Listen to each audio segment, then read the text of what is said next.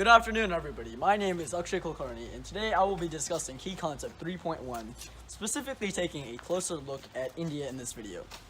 Key Concept 3.1 discusses the expansion and intensification of communications and exchange networks. In other words, it is discussing the expanding human networking routes and innovations in technology that led to trade and commercial exchange being increased throughout the post-classical period. Without further ado, let's dive into this.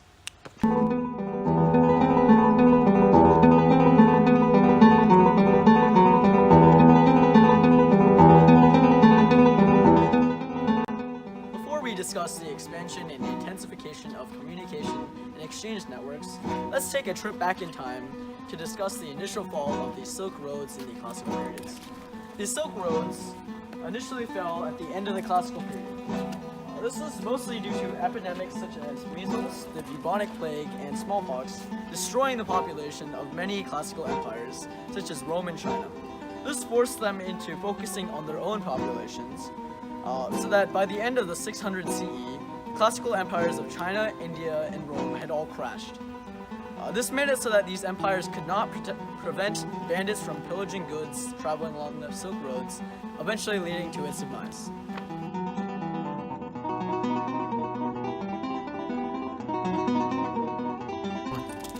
The Silk Roads were eventually reinvigorated after the rise of the Islamic Empire that led to the Silk Roads getting reestablished. There's many factors that led to this, including the Abbasid Caliphate being the first of the Islamic rulers to reinvigorate the Silk Roads. To do this, they established Sharia laws in areas that they conquered, being Northern Africa, the Middle East, and Southern Asia or India, meaning that Indian, Armenian, Christian, and Jewish merchants in these regions could travel protected and trade with other regions. Furthermore, the rise of the Mongol Empire made it so that trade along the Silk Roads was increased, as the entire Silk Roads were placed under the protection of the Mongol administration.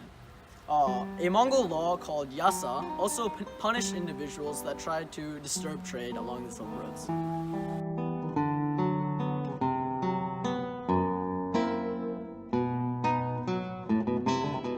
For this next portion of this video, I'm going to be discussing trade networks that were established along the Silk Road. So first, I'd like to establish a basis for how we define a trade network. A trade network is defined as a series of routes or paths by which trade can take place. In earlier days, these trade routes were were shipping routes, oceans, rivers, and lakes. And these tied port cities together and allowed for trade to occur that may leverage the position of various traders on the route, so that multiple parties to that trade got what they wanted in one circuit. Some of the trade networks that flourished during these Silk Roads included the Mediterranean network, the Trans-Saharan network, as well as the Indian Ocean network. And this was all specifically during the post-classical period.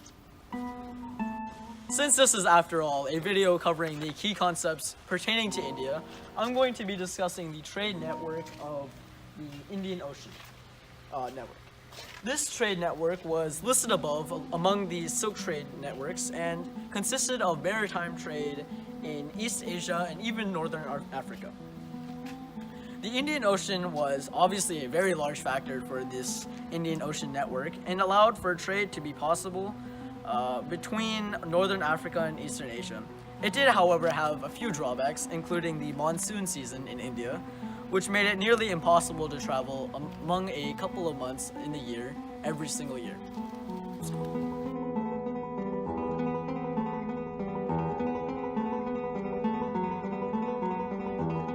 So now let's break it down in terms of the regions that I discussed that the trade along the Indian Ocean network was conducted upon.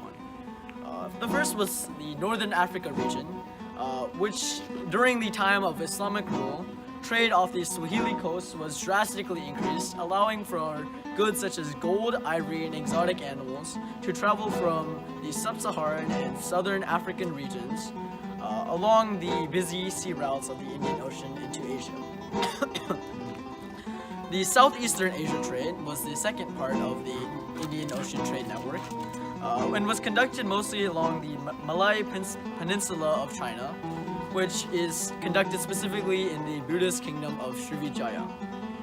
This allowed for spices to be traded along the sea routes and coming into India, which subsequently led to a vast improvement in the Chinese economy as they traded more often in Africa and India. So we've been talking a lot about where trade was conducted in India and how trade was conducted, as well as what has been traded in these Indian Ocean trade networks. Now I'd like to discuss something that's more significant. What was brought to India, other than these basic goods, that really changed India the most among the post-classical times? I speak, of course, of Islam.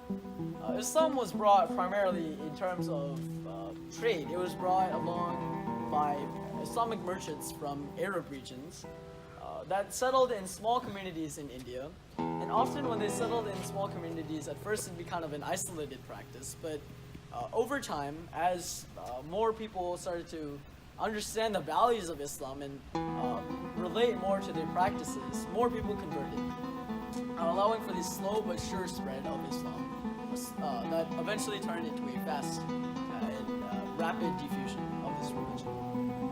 As well as Islam, India gained a lot of its wealth from this trade, mostly because it was the center of trade.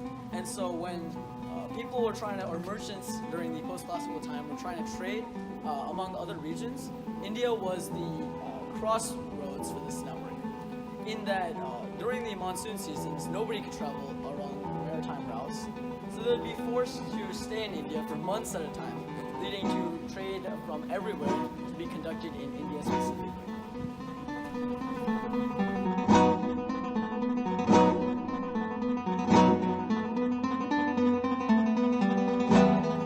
Alright folks, that will wrap up our segment of our review of the key concepts specifically pertaining to India. If you have any more questions or you have any comments, please refer to Akshay or any of the other members of our group in your 5th period WAP class or ask Ms. Rice. Thank you all for listening and stay tuned for the next key concept reviewing the re-establishment of empirical rule in the post-classical India.